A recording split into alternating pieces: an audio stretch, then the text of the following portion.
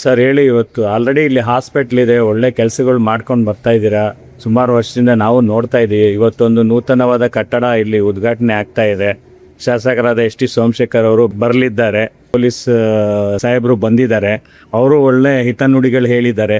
ಏನು ಹೇಳಕ್ಕೆ ಬರ್ತೀರಾ ಈ ಅಭಿಮಾನಕ್ಕೆ? ನೀವು ಇವತ್ತು ನೂತನ ಒಂದು ಕಟ್ಟಡ ಉದ್ಘಾಟನೆ ಆಗ್ತಾ ಇದೆ, ಏನೆಲ್ಲ ಫೆಸಿಲಿಟೀಸ್ ಇದೆ ಈಗ? ಹೌದು ಸರ್, ಇದು ನನ್ನ ಹೆಸರು doctor Rajendra Prasad K N ಅಂತ, ಕನ್ಸಲ್ಟೆಂಟ್ ಯೂರಾಲಜಿಸ್ಟು. ಇದೇ ಕೊಮಘಾಟ ಮೇನ್ ರೋಡ್ ಇರೋ ಸಮೀರ್ ಹಾಸ್ಪಿಟ್ಲಲ್ಲಿ ಕನ್ಸಲ್ಟೆಂಟಾಗಿ ವರ್ಕ್ ಮಾಡ್ತಾ ಇದ್ದೀನಿ. ಮತ್ತು ಈ ಹಾಸ್ಪಿಟ್ಲ್ ಇವತ್ತು ಈ 4 ವರ್ಷಕ್ಕೆ ಮೊದಲು ಈ ಹಾಸ್ಪಿಟಲ್ನ ಸ್ಟಾರ್ಟ್ ಮಾಡಿದಾಗ ತುಂಬ ಭಯದಿಂದ ಸ್ಟಾರ್ಟ್ ಮಾಡಿದ್ವಿ.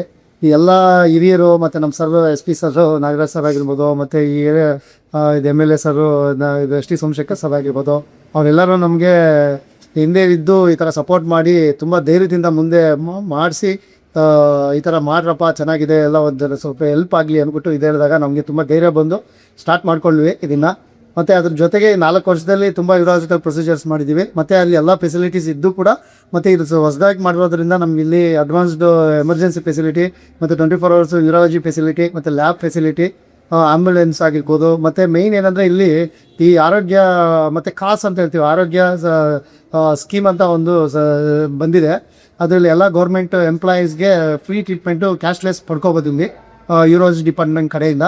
ಮತ್ತು ಇನ್ನೊಂದು ಏನಂದರೆ ಮೇಯ್ನು ಬಡವರಿಗೆ ಹೆಲ್ಪ್ ಆಗಿ ಅಂದ್ಬಿಟ್ಟು ನಮ್ಮ ಸಲ ಹತ್ರನೇ ಡಿಸ್ಕಸ್ ಮಾಡಿದಾಗ ಈ ಥರ ಹೆಲ್ಪ್ ಮಾಡೋದ್ರಿಂದ ತುಂಬ ಹೆಲ್ಪ್ ಆಗುತ್ತೆ ಅನ್ನೋದ್ರಿಂದ ನಾವೇನು ಮಾಡಿದ್ವಿ, ಬಿ ಪಿ ಎಲ್ ಕಾರ್ಡ್ ಇಟ್ಕೊಂಡಿದ್ದಾರೋ ಅವರೆಲ್ಲ ಯೂರಾಲಜಿಕಲ್ ಪ್ರೊಸೀಜರ್ಸ್ನ ಫ್ರೀಯಾಗಿ ಇಲ್ಲಿ ಮಾಡಿಸ್ಕೋಬೋದು.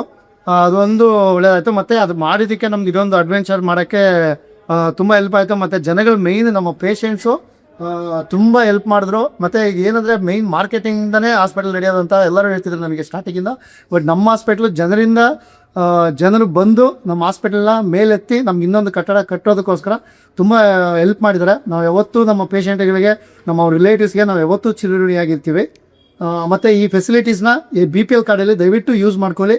ನಾವು ಅದನ್ನು ಯಾವತ್ತೂ ಹಿಂದೆ ನಾವಿದ್ದು ಅವ್ರಿಗೆ ಏನೇನು ಸಹಾಯ ಬೇಕೋ ಮಾಡ್ತೀವಿ. ಈಗಲೂ ಪ್ರೆಸೆಂಟ್ ಐಸಿನಲ್ಲಿ ಈ 2 B P L card patients ಮತ್ತು 2 ಇದು ಕಾಸ್ ಅಂತ ಹೇಳ್ತೀವಿ, ಅದರಿಂದನೇ 2 ಪೇಷಂಟು, ಮತ್ತು ಇನ್ಶೂರೆನ್ಸು, ಕ್ಯಾಶು, ಎಲ್ಲ ಥರದ ಫೆಸಿಲಿಟೀಸೂ ಇದೆ.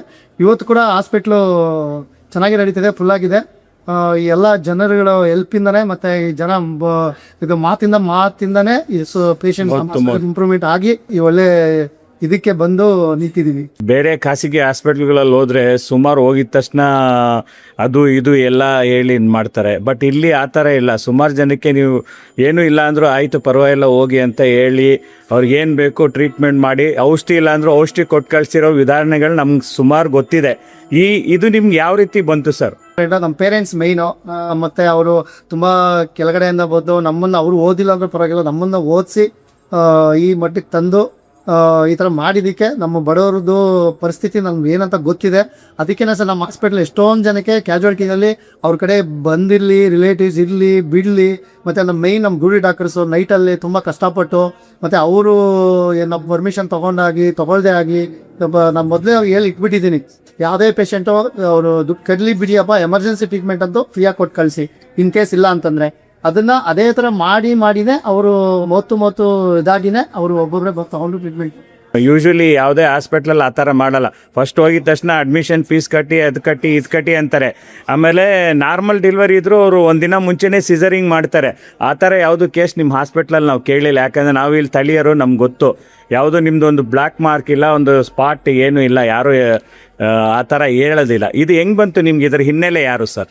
ಜನ ಸಪೋರ್ಟಿಂಗು, ಮತ್ತು ನಮ್ಮ ಪೇರೆಂಟ್ಸು, ಮತ್ತು ನಾವು ಬಂದಿದ್ದು ರೀತಿ, ಬಡತನದಿಂದ ಬಂದಾಗ ಜನಗಳು ನೋಡಿದಾಗ ದಯವಿಟ್ಟು ಅದು ಅನ್ಸುತ್ತೆ ಸರ್. ಎಷ್ಟೊಂದು ಜನ ಇಲ್ಲಿ ಇವಾಗ ಕೂಲಿ ಕಾರ್ಮಿಕರಾಗಿರ್ಬೋದು, ಯಾರೇ ಆಗಿರ್ಬೋದು, ಎಮರ್ಜೆನ್ಸಿ ಅಂತ ಬಂದಾಗ ನಾವು ಯಾವತ್ತೂ ಯಾರಿಗೂ ವಾಪಸ್ ಕಳಿಸಿಲ್ಲ. ಒಂದು ಸಣ್ಣ ಎಕ್ಸಾಂಪಲ್ ಏನು ಅಂತಂತಂದರೆ, ನಾಯಿನಹಳ್ಳಿನಲ್ಲಿ ಯಾಕೋ ಒಂದು ಪೇಷಂಟು ಕ್ಯಾಂಟ್ರೋ ಸರ್ವಿಸ್ ಮಾಡಬೇಕಾದ್ರೆ ಮಧ್ಯದಲ್ಲಿ ಸಿಗಾಕೊಂಡು ಪೇಷಂಟು ಮುಜ್ಜಾಗಿದ್ದು, ಅಂದರೆ ಹೊಟ್ಟೆ ಆಲ್ಮೋಸ್ಟ್ ಸ್ಕ್ರೀನು ಲಿವರೆಲ್ಲ ಟ್ರಾಳೋ ಮಾಡಿತ್ತು, ಸ್ಕ್ರೀನ್ ಅಂತೂ ಹೊರದೋರಿ ತುಂಬ ಬ್ಲೀಡಿಂಗ್ ಆಗಿತ್ತು.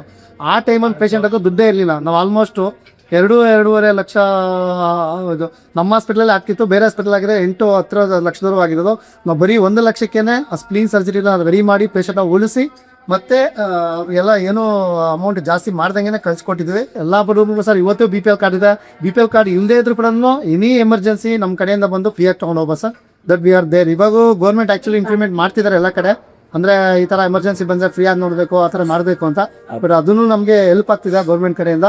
ಇದಕ್ಕೆ ನಾವು ಯಾವತ್ತೂ ಚುನಾವಣೆ ಆಗಿತ್ತು. ಸೊ ಒಳ್ಳೇದಾಗಲಿ, ಇನ್ನೂ ಜಾಸ್ತಿ ಶಾಖೆ ಉದ್ಘಾಟನೆ ಆಗಲಿ ಅಂತ ನಮ್ಮ ಚಾನೆಲ್ ಇದರಿಂದ ನಿಮ್ಗೆ ಹಾರೈಸ್ತೀವಿ ಸರ್. ಓಕೆ, ಧನ್ಯವಾದ.